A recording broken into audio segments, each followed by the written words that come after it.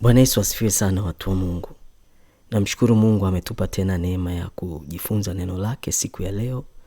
Kama ambavyo tumekuwa tukiendelea kujifunza, hii ni siku ya 3 tukijifunza kuhusu umuhimu wa Roho Mtakatifu. Tunamuomba Roho Mtakatifu atusaidie, atufundishe, atufunulie yale ambayo Mungu amekusudia tuyajue leo.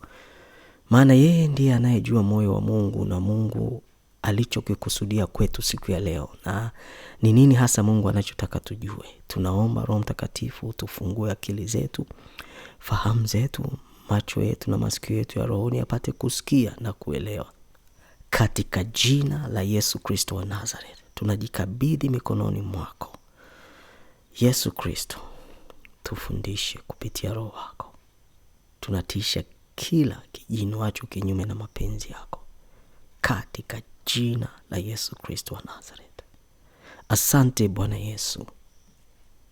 Amen. Nimekuwa nikiongelea sana kuhusiana na Roho Mtakatifu, muhimu wa Roho Mtakatifu. Toka tumeanza kujifunza mfululizo wa vipindi hivi. Nilisema Roho Mtakatifu ndiye mtendaji mkuu katika Utatu Mtakatifu. Nikatoa mfano kama vile Mungu ndiye anayetaka kitu fulani kiwe. Alafu Yesu anasimamia hicho kitu. Lakini anayetekeleza na kuratibu utekelezaji ni Roho Mtakatifu. Ndio maana Yesu alisema, dhambi zote mnaweza kusamehewa. Ukimkufuru yeye Yesu utasamehewa. Ukimkufuru Mungu Baba utasamehewa. Lakini ukimkufuru Roho Mtakatifu hutasamehewa. Watu wengi hawaelewi ni kwa nini hutasamehewa unapomkufuru Roho Mtakatifu. Ni kwa sababu yeye ndio mtendaji. Yeye ndiye anayekamilisha yale ambayo Mungu anataka yawe. Kumbuka Mungu alipokuwa anaumba, ni nini kilikaa juu ya maji? Roho ya Bwana. Roho wa Mungu ndiye aliyetua juu ya maji wakati wa uumbaji. Kwa hiyo Mungu alitaka iwe. Yesu akachora ramani ya namna itakavyotekelezwa, lakini mtekelezaji alikuwa Roho Mtakatifu. Ndio maana Roho Mtakatifu unapomkufuru unakuwa umekufuru mtekelezaji. Ngoja nikupe mfano. Inapotolewa amri kwamba upewe kitu fulani, let's say rais amesema mpelekeni ahimidiwe hiki kitu. Anatumwa yule messenger wa rais. Nikimfungia mlango, nitapokea nilichopewa na rais? Sitapokea. Rais amesema nipewe au nisipewe? Amesema. Yule anayemsafirisha, yule aliyetumwa na rais amemsafirisha au hajamsafirisha? Amemsafirisha. Hicho kitu kimeletwa au hakijaletwa? Kimeletwa. Kwa nini sijapokea? Nimemfungia mlango, sijampokea. Ndivyo ilivyo kwa Roho Mtakatifu. Bwana Yesu asifiwe sana. Ndio maana Yesu anasema tuwe rafiki mno wa Roho Mtakatifu. Tuwe karibu na Roho Mtakatifu. Nikajiuliza, nikasema hebu tujiulize wote, kwa nini siku hizi Roho Mtakatifu haongelewi kama zamani? Siku ya pili nikasema Roho Mtakatifu ni muhimu sana. Kwa nini? Kwa sababu Roho Mtakatifu ndiye aliyemfanya Yesu Kristo akazaliwa katika mwili. Kwa sababu mimba yake ilichukuliwa kwa uwezo wa Roho Mtakatifu. Akajazwa Roho Mtakatifu siku ile anabatizwa na Yohana. Baada ya kujazwa Roho Mtakatifu, Roho akaanza kumuongoza. Akamuongoza nyikani kujaribiwa. Tukaona jinsi ambavyo Roho Mtakatifu amekuwa karibu na Yesu katika kila hatua na kila siku. Ndio maana Yesu aliweza kuishi maisha ya ushindi. Biblia inasema alijaribiwa kama sisi, hakutenda dhambi. Biblia inasema alikuwa mwanadamu kama sisi. Kilichokuwa kinamfanya Yesu aishi maisha ya ushindi ni kwa sababu alikuwa na Roho Mtakatifu na alimtumia Roho Mtakatifu wakati wote. Bwana Yesu asifiwe. Ndio maana tulisoma hata katika kitabu cha Warumi 8 mstari wa 8 jinsi ambavyo Roho Mtakatifu anatuwezesha sisi kushinda. Anayetuwezesha kuushinda mwili ni Roho Mtakatifu. Tukaona jinsi ambavyo Roho Mtakatifu ndiye anayejua kuomba. Warumi hiyo mlango wa 8 anatufundisha kuomba. Anaugua ndani yetu. Nikawaambia kwamba maombi yetu ni harufu nzuri mbele za Mungu. Tukasoma Ufunuo mlango wa 5, tukasoma Warumi mlango wa 8. Tukaona maombi yalivyo manukato mbele za Mungu. Yule malaika anachukua manukato, anachanganya na maombi ya watakatifu. Sasa hayo maombi ya watakatifu yanafikia mpaka level ya kupitishwa mbele za Mungu kama harufu nzuri. Hayawezi kuwa maombi yanayoombwa kawaida. Hayawezi kuwa maombi yanayoombwa kibinadamu. Hayawezi kuwa maombi ambayo siyo mapenzi ya Mungu. Ni lazima maombi yanayopitishwa mbele za Mungu yawe maombi ambayo ni sawa sawa na mapenzi ya Mungu. Kwa sababu huwezi kuniambia kwamba eti kila ombi tunaloomba huku duniani maombi yote yanapelekwa. Hapana. Ni lazima yawe maombi. Biblia inasema tukiomba lolote sawa sawa na mapenzi ya Mungu. Kwa hiyo kumbuka, maombi yanayopelekwa mbele za Mungu ni maombi yale ambayo ni sawa sawa na mapenzi ya Mungu.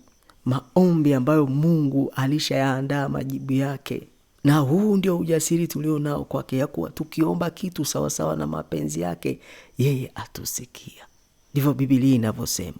Kwa hiyo na Yesu alitufundisha kuomba. Anasema mapenzi yako yatimizwe hapa duniani kama mbinguni.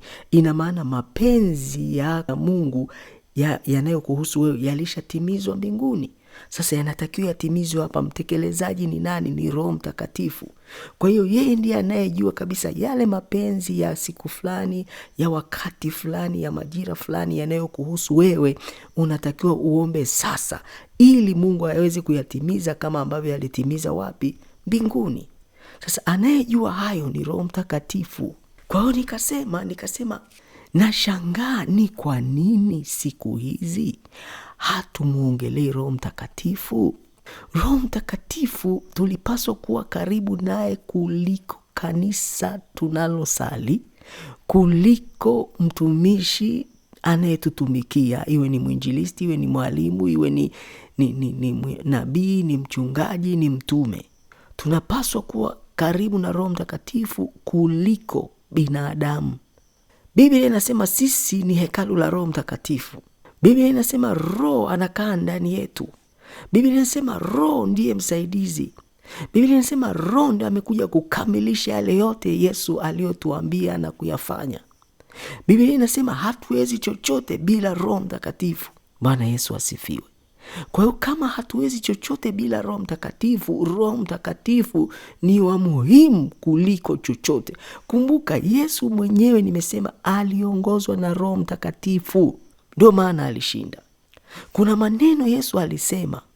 Unajua, mimi ninakuambia leo unasikiliza haya mafundisho ambayo Roho Mtakatifu anatufundisha saa hii. Kama Roho Mtakatifu hayuko ndani yako na humuhusishi Roho Mtakatifu kutafsiri yale ninayoyasema, hutakaa uelewe.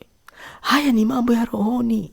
Mambo ya rohoni yanatafsiriwa kwa jinsi ya rohoni, na anayetafsiri ni Roho Mtakatifu. Kumbuka hata maandiko, Biblia inasema maandiko yanaua. Andiko huua, lakini roho huisha. Maana yake ni nini? Ukisoma maandiko pasipo kuongozwa na Roho Mtakatifu, pasipo kufunuliwa na Roho Mtakatifu, unapotea tu. Kwa sababu maandiko hata shetani anayajua. Alikuwa anamwambia Yesu imeandikwa, lakini Yesu alikuwa anamjibu kwa ufunuo wa Roho Mtakatifu. Ina maana Yesu asingeongozwa na Roho Mtakatifu kwenda kule nyikani kujaribiwa, angeambiwa badilisha haya mawe yawe mkate, angebadilisha. Lakini haukuwa wakati, na Roho Mtakatifu akampa ufunuo wa kumshinda shetani. Bwana Yesu asifiwe sana. Kwa hiyo na sisi ni hivyo hivyo. Tunapaswa kufunuliwa na Roho Mtakatifu maandiko. Tunaposoma hatuwezi kuelewa bila Roho Mtakatifu. Ndio maana hata awe mtumishi mzuri kiasi gani, anayejua kufundisha na mafundisho anafundisha mazuri na mafunuo mazuri ya Roho Mtakatifu, kama huna Roho Mtakatifu hutaelewa. na kuambia utawasha, utasikiliza na kusikiliza. Lazima Roho Mtakatifu akusaidie kupokea, kutafsiri na kudigest kile ulichokipokea, kukipeleka kinakotakiwa ili kiweze kufanya kazi. Kama ambavyo kila protein inaenda kule tumboni, inakuwa digested, lakini inaanza kupelekwa kwenye mwili protein inapotakiwa. Hivyo hivyo ukila vitamins fulani zinatakiwa ni kwenye macho, zitasupplywa kule kwenye macho na mwili na organs zile zinazohusika na vitu vingine vinavyohusika. Na Roho Mtakatifu ni hivyo hivyo, atakusaidia kupokea kitu. Unapokipokea kitu cha kimungu, atakusaidia kukitafsiri na jinsi ya kukifanya. Ndio maana Yesu aliwaambia wanafunzi wake haya maneno. Ukisoma Yohana 14:26, Yesu anasema, lakini huyo msaidizi, Yohana 14:26, lakini huyo msaidizi, huyo Roho Mtakatifu ambaye Baba atampeleka kwa jina langu, atawafundisha yote. Roho Mtakatifu ndiye anayetufundisha yote na kuwakumbusha yote niliyowaambia. Haya tunayoyasoma kwenye Mathayo, Luka, Marko, Yohana na nyaraka nyingine zote na Biblia yote, hatuwezi kuyakumbuka, kuyaelewa, kuyatafsiri na kuyafanyia kazi kama hatutamwachilia Roho Mtakatifu atusaidie, kwa sababu ndiye msaidizi na ndiye ambaye atahakikisha kile kitu kimetimia, kwa sababu yeye ndio mtimizaji, yeye ndio mkamilishaji, yeye ndiye mtekelezaji. Na tukisoma pia Yohana 16, Injili ya Yohana mlango wa 16 mstari wa 12 na kuendelea.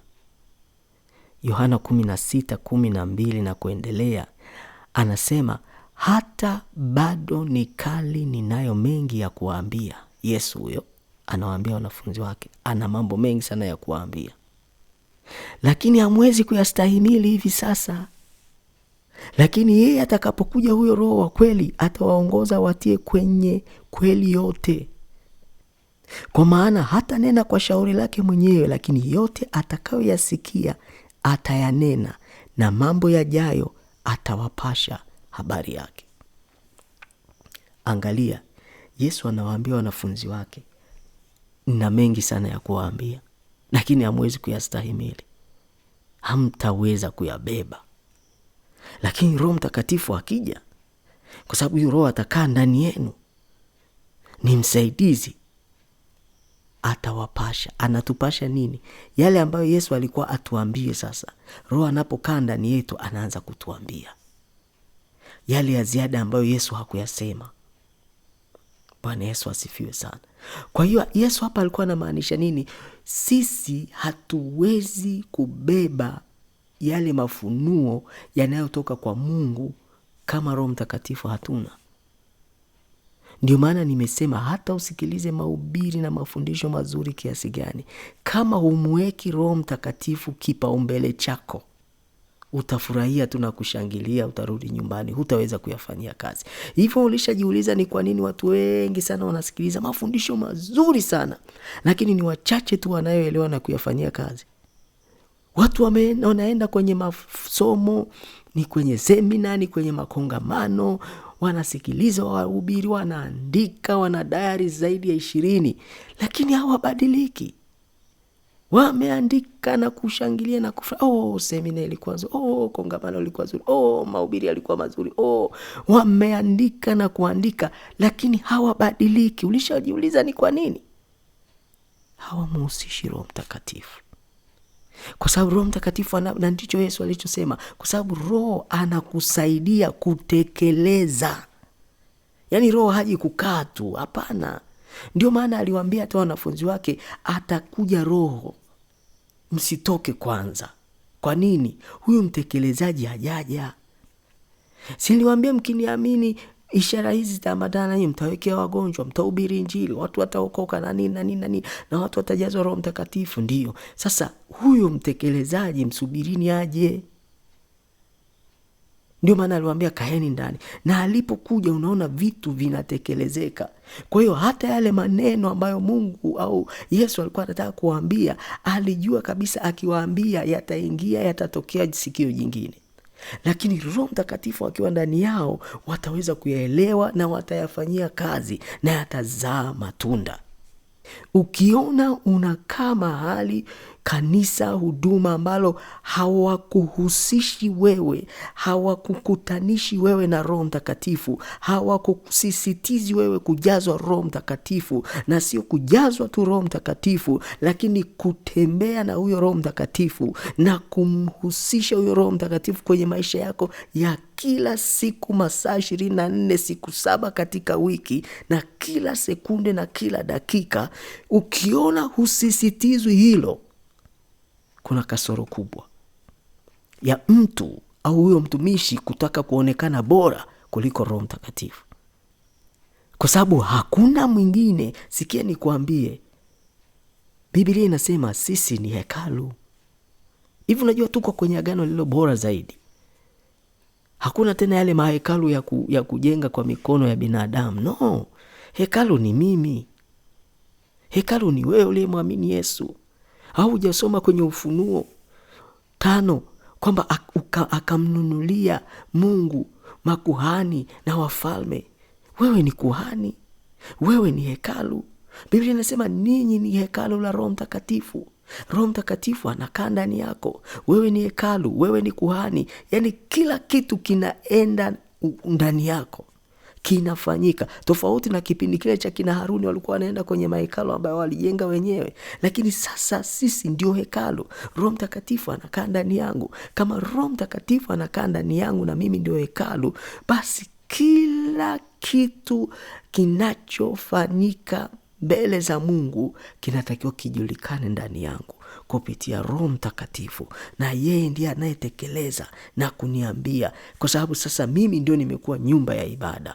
Yesu anasema mkiniamini mimi na Baba tutakuja ndani yenu, tutakaa na kuweka makao. Anamaanisha Roho Mtakatifu.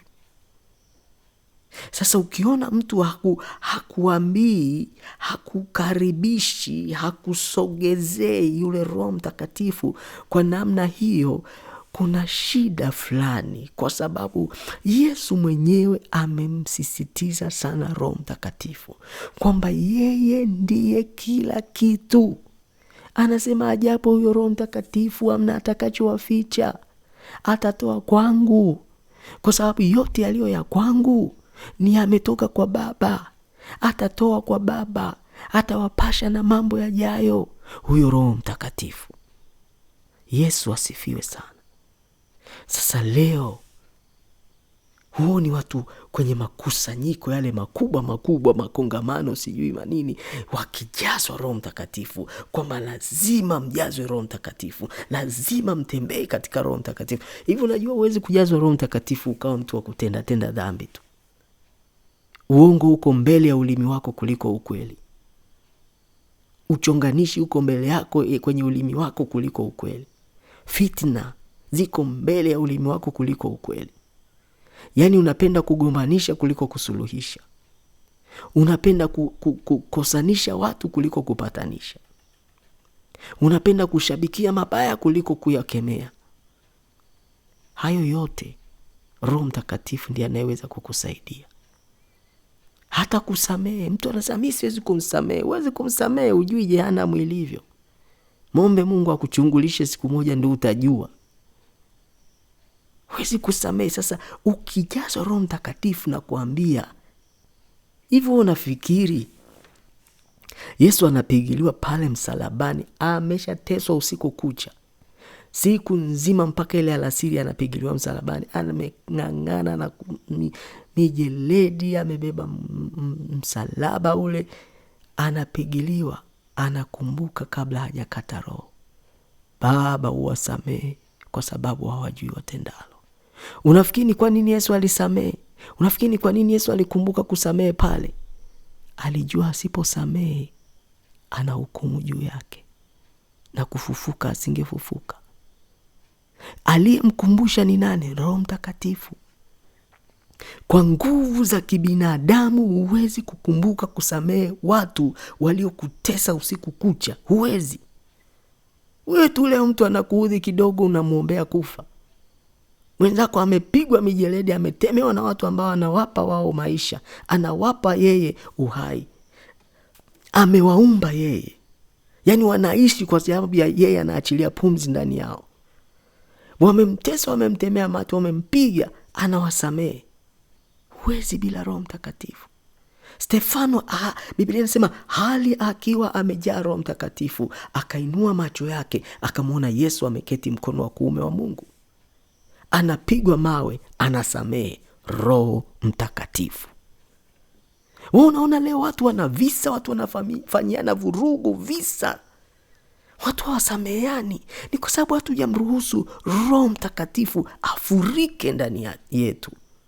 Unapomruhusu Roho Mtakatifu akutawale, anajua kila hatua ya maisha yako. Ulishaangalia maisha ya Yesu? Hebu soma. Ukienda kusoma kitabu cha Yohana mlango wa 7, huwa kuna neno lina tafsiri nyingi na mafunuo mengi sana. Lakini natamani tusome hivi. Ukianza mlango ule wa mlango wa 7 mstari wa 3, basi ndugu zake wakamwambia, ondoka hapa uende Uyahudi, wanafunzi wako nao wapate kuzitazama kazi zako unazozifanya. Kwa maana hakuna mtu afanyaye neno kwa siri, naye mwenyewe ataka kujulikana. Ukifanya mambo haya, basi jidhihirishe kwa ulimwengu, maana hata nduguze hawakumwamini. Kumbuka hata ndugu wa Yesu walikuwa hawamwamini. Basi Yesu akawaambia, haujafika bado wakati wangu, ila wakati wenu siku zote upo. Nachotaka tuone hapa ni kwamba wakati wa mtu anayeongozwa na Roho Mtakatifu au mwana wa Mungu au mlokole, mtu aliyeokoka, haupo wakati wote. Sisi hatufanyi kwa sababu wengine wanafanya, tunafanya kwa sababu ni wakati wetu wa kufanya. Sasa ndio maana Yesu anasema wakati wangu haujafika, lakini wakati wenu nyie msioongozwa na Roho Mtakatifu uko. Unasikia biashara fulani na wewe unaingilia biashara kikiri. Unaenda unapigwa za uso huko, unarudi na minundu, unaanza kulaumu. Lakini hukumsikiliza Roho Mtakatifu akuambie kwamba huu ndio muda. Na ukienda kusoma ili andiko tulilosoma la Yohana 7, utaona jinsi ambavyo Yesu aliwaambia, jamani, nyie niendeni, wakati wenu nyie upo wakati wote, lakini mimi wakati wangu ni mpaka nisikie Roho Mtakatifu ananiambia. Sasa ndio maana na sisi kuna vitu vingi sana tunavifanya. Nimesema unaenda unafanya, unapigwa huko, unarudi una manundu, unaanza kusema imekuwa shetani kajinwa. Ulikuwa wakati wako. Ulikuwa ni wakati wako. Sawa, unatakiwa uende. Sawa, unatakiwa ufanye hiyo biashara. Sawa, unatakiwa uchukue hiyo hatua unayotakiwa kuchukua. Sawa, ni wakati wa wewe kuolewa au kuoa. Lakini unamsikiliza Roho Mtakatifu ni nini cha kufanya wakati fulani? Yesu anawaambia wakati wangu haujafika, na hakukwea. Na ukiendelea kusoma Biblia inasema Yesu alikwea kwa kujificha. Anayemuongoza usijidhihirishe, usijionyeshe wazi ni nani? Roho Mtakatifu.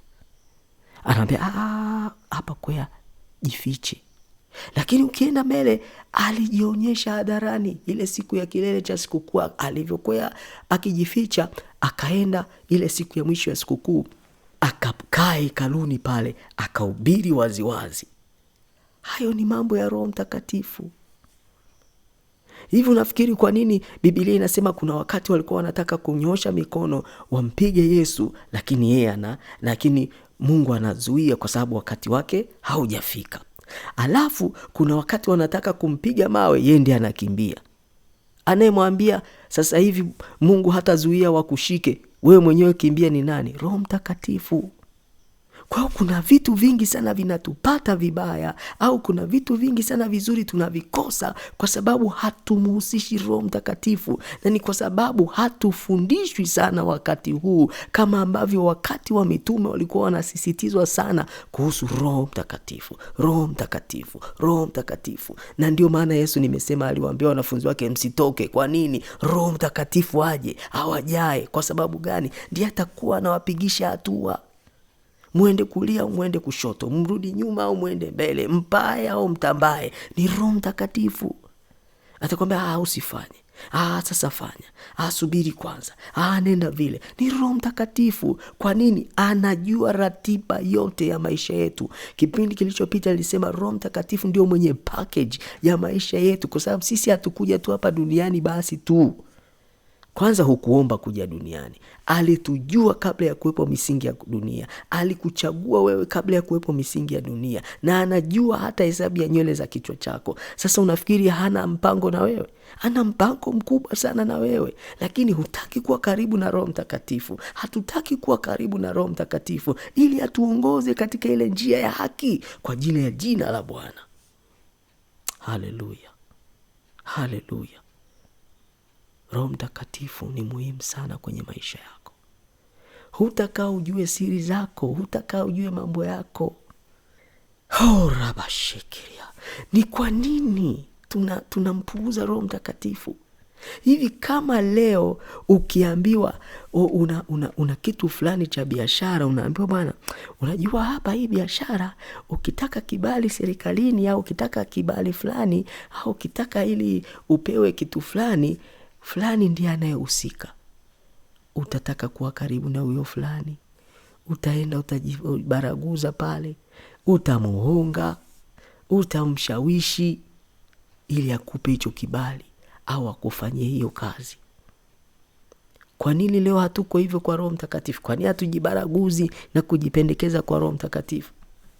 Ukijua kabisa fulani, wewe uone jinsi watu wanavyojipendekeza kwa watu viongozi wa serikali na nini. Unakuta mtu anajipendekeza, akifika yuko karibu na yeye atajipendekeza, atatafuta kuwa karibu na yeye. Kwa sababu gani? Anajua siku nikitaka kitu cha aina fulani, kwa sababu huyu ni kiongozi wa namna fulani, wa sekta fulani, ambayo mimi nina kazi pale, ambayo mimi ninataka kufanya kitu pale, atanisaidia. Wewe leo unataka kuanzisha labda kiwanda, halafu ukutane na waziri wa viwanda, katibu mkuu wa wizara ya viwanda. Si utajisogeza na kuwa karibu naye na kutafuta kuwa marafiki na karibu naye ili aweze kukusaidia. Sasa kwa nini unaambiwa kuna msaidizi Roho Mtakatifu ambaye anaweza kukusaidia maisha haya unayoishi na ya baadaye akufikishe mbinguni, hutaki kuwa karibu naye?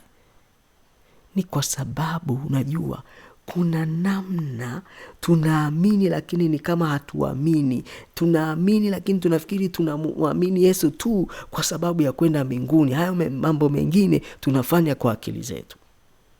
Lakini kama tungekuwa tunajua umuhimu wa Roho Mtakatifu, tungejipendekeza sana kwake. Tungekuwa karibu sana na Roho Mtakatifu. Hebu Mungu akufungue macho yako ya rohoni na masikio yako ya rohoni, uweze kuelewa umuhimu wa Roho Mtakatifu. Muonyeshe Mungu kiu yako. Mwambie Mungu, nataka niishi kwa ajili yako. Nataka niishi maisha ya kukupendeza. Najua wewe ndio uliyeniumba. Uliponiumba ulikuwa unawaza nini? Kwa nini ulitaka mimi niishi sasa hivi? Kwa nini sikuishi wakati ule wa kina Abraham? Kwa nini sikuishi wakati ule wa kina Daudi? Kama umekusudia niishi sasa hivi, Mungu, niongoze. Nisaidie niyajue mapenzi yako kwangu. Nisaidie nijue kusudi uliloniwekea. Nifunulie Mungu. Nataka kuishi maisha ya kukupendeza. Nataka kufurahia maisha. Kwa sababu pamoja na yote nilio nayo, niliofanikiwa kimwili, sina raha. Pamoja na kila kitu nilicho nacho, sina raha. Lakini pia mwambie Mungu, nimejaribu hiki na kile, kila ninachofanya hakiendi. Ni kwa sababu Roho Mtakatifu sijakushirikisha. Sijaisikia sauti yako ikiniambia nenda. Ninajipeleka mwenyewe, ninafanya. Ninakosea. sifanikiwi. Mwambie Yesu, mwambie Yesu, mwambie Yesu amwachilie roho wake. Maana ndiye aliyetuahidi akasema, ninaenda, nikienda kule nitarudisha msaidizi, atakaa nanyi hata ukamilifu wa dahari. Akasema siwaachi yatima, ninatuma msaidizi. Mwambie Yesu, naomba msaidizi wangu, Roho Mtakatifu, msaidizi wa kweli, njoo. Njoo Roho Mtakatifu, njoo. I need you Holy Spirit, come and lead me. Njoo niongoze, njoo nielekeze kwa utukufu wa Mungu wangu. Hakuna raha ya kuishi dunia bila kumjua Mungu, wana wa Mungu. Hakuna raha, hakuna. Yule aliyesema hakika utakufa, ndio tunaona watu wanakufa kwa sababu alisema. Hafu humtaki, hafu hutaki kumkaribia, hafu hutaki kumwamini, hafu hutaki awe msaada wako. Utakuwa mgeni wa nani? Utakuwa mgeni wa nani utakapoondoka hapa duniani? Kumbuka, mwanadamu anaishi milele. Mwanadamu ana maisha baada ya hapa. Mwanadamu anakufa mwili tu, roho inaendelea kuwepo. Lakini utaenda wapi baada ya kufa mwili wako? Je, utaenda jehanamu au utaenda mbinguni? Jiulize, mtu wa Mungu. Mbingu ipo, jehanamu ipo. Unachagua wapi? Kwa nini unakuwa mwepesi sana kuchagua jehanamu? Kwa nini? Kwa nini hutaki kwenda mbinguni? Kwa nini hutaki kumwamini Yesu? Yesu alijitoa maisha yake kwa ajili yako. Yesu alikufa kwa ajili yako. Hakufa kwa sababu ulikuwa mwema. Hakufa kwa sababu mimi nilikuwa mwema. Nilipokuwa muovu sana ndipo aliniokoa. Na anasema anafuata yule kondoo mmoja aliyepotea. Anasema akiwa na kondoo 100, akapotea kondoo mmoja, ataenda kutafuta yule kondoo mmoja, hatawaacha wale 99. Ni jinsi gani Yesu anakujali? Ni jinsi gani Mungu anakujali? Wewe unafikiri Mungu angekuwa hakupendi, si angeiteketeza hii dunia? Si angeweza kuumba dunia nyingine? Si angeweza kuumba wanadamu wengine? Kwa nini amekuacha wewe? Kwa nini ameniacha mimi? Kwa nini ameamua kumleta Yesu, amwage damu yake, mwana wake wa pekee, ili akuokoe? Wewe ni upendo mkuu sana. Njoo kwa Yesu leo. Mwamini Yesu leo. Maisha yako yatabadilika. Ninakuambia, amani iliyoko kwa Yesu hainunuliki na mabilioni na mabilioni ya dola. Mabilionea wa hii dunia hawawezi kuinunua. Hawawezi kuinunua amani ya Kristo. Hawawezi kuinunua furaha iliyoko ndani ya Kristo. Ninakuambia, ukiwa ndani ya Kristo, wakati wengine wanalia, wewe utacheka. Wakati wengine hawana furaha, wewe utakuwa na amani. Kwa sababu amani ya Kristo inapita ufahamu wote, inapita akili za kibinadamu, inatafsiri mambo tofauti na wanadamu wanavyotafsiri. Wakati wanadamu wanatafsiri kwamba hili jambo ni la kulia, amani ya Kristo inatafsiri hili jambo ni la kutulia na kucheka na kumngoja Bwana. Mwamini Yesu. Mwamini Yesu. Hebu wewe ambaye uko tayari kumwamini Yesu, sema maneno haya. Sema, Bwana Yesu, ninaomba unisamehe. Ninaomba unitakase dhambi zangu zote, uovu wangu wote, makosa yangu yote. Nitakase Mungu. Nitakase Mungu. Nifutie hatia zote kwa damu ya Yesu. Hati zote za mashtaka zilizoko mbele yako Mungu, uzifute kwa damu ya Yesu. Kwa damu ya Yesu. Nitakase, niwe kiumbe kipya. Mwachilie Roho yako Mtakatifu aje ndani yangu, anizae mara ya pili. Anizae mara ya pili. Niwe kiumbe kipya, nizaliwe mara ya pili kwa ajili ya utukufu wako. Nijaze nguvu zako. Nipe kushinda dhambi. Nipe kujua mapenzi yako. Nipe kutembea katika mapenzi yako. Nipe kujua kusudi la wewe kuniumba, niweze kuishi sawa sawa na kusudi la wewe kuniumba, katika jina la Yesu Kristo. Asante Bwana Yesu. Nimeokoka sasa. Ninakuamini sasa. Amen. Bwana Yesu, ninaomba kwa ajili ya watu wako waliokuwa wakisikiliza neno hili. Mungu ukawaguse, yule mwenye kiu ya kujazwa Roho Mtakatifu ukamjaze. Yule aliyekuamini Yesu leo hii kuwa Bwana na Mwokozi wa maisha yake, ukamjaze pia Roho Mtakatifu. Ukamuondolee kiu ya dhambi, ukamuondolee kiu ya uovu katika jina la Yesu Kristo. Kila udhaifu na ugonjwa na kila nguvu za giza ndani ya huyu anayenisikiliza, ninaziharibu kwa jina la Yesu Kristo. Kwa jina la Yesu Kristo. Kwa jina la Yesu Kristo. Ninaharibu kila nguvu ya kipepo, kila nguvu ya kichawi, kila nguvu ya kiganga, kila nguvu ya matambiko, kila ulikotolewa sadaka, madhabahu yoyote uliowekwa, ninakutoa huko kwa jina la Yesu na kwa damu ya Yesu. Ninakuweka kwenye madhabahu takatifu ya Yesu Kristo, ya Mungu mwenye enzi yote. Kuanzia sasa wewe ni hekalu la Roho Mtakatifu, ni nyumba ya ibada. Mungu amekuja kukaa ndani yako kupitia Roho wake Mtakatifu. Utakuwa hekalu lake, utakuwa nyumba yake ya sala. Umwabudu Mungu katika roho na kweli siku zote, na atakupa kushinda katika jina la Yesu Kristo. Asante Bwana Yesu. Amen.